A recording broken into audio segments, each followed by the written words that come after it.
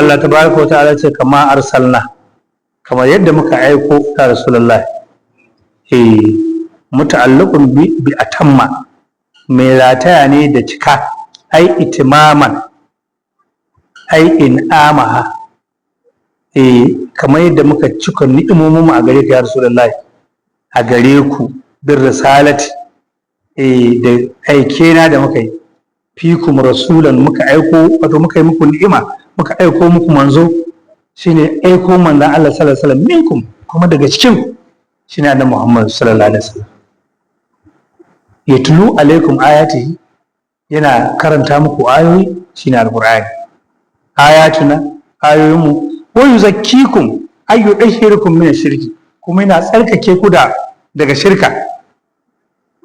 Wa yu'allimukumul kitaba, yana kuma sanar da ku addini, shine alqur'ani, wal hikmata ma fihi min al-ahkam, da abin da yake cikin hukunci.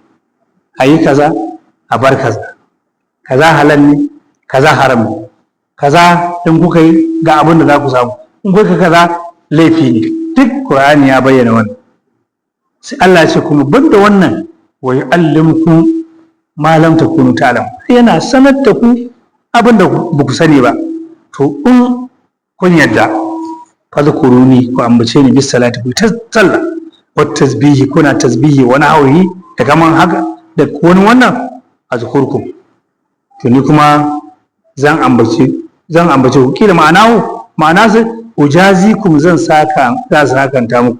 Wa bil hadisi, ya zo ga hadisi anillah, ga Allah, wannan shine ake cewa hadisul qudsi. Musan akwai hadisin nabawi, hadisin manzo Allah sallallahu alaihi wasallam, wanda manzo Allah afa'aluhu aqwaluhu taqriratu, aikin da manzon Allah yayi sahabbai suka gani to wannan hadisi, ko kuma faɗarsa abin da yace ayi kaza ayi kaza ayi kaza, hadisi ne. Ko kuma abin da yana zaune aka yi wannan abin bai ce kar ayi ba, shine hadisi.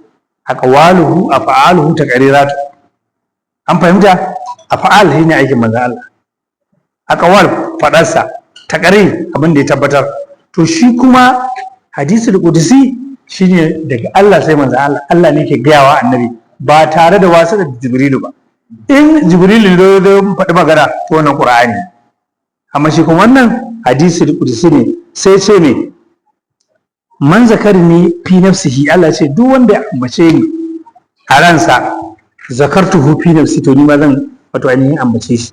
Wa man zakarni fi malai, wanda ya zauna cikin jama'a ana zikiri, kamar abin da muke ranar juma'a, muna zikirin juma'a, an fahimta, ko kuma ku samu wani lokaci ku ware ku ta addu'a, kuna ambatan Allah, istighfari, la ilaha illallah, salatu annabi, to duk wanda suka yi haka a cikin wata jama'a, to zakartuhu fi mala'in khairin minku, ni kuma zan ambace ku a cikin jama'ar da ta fita ku.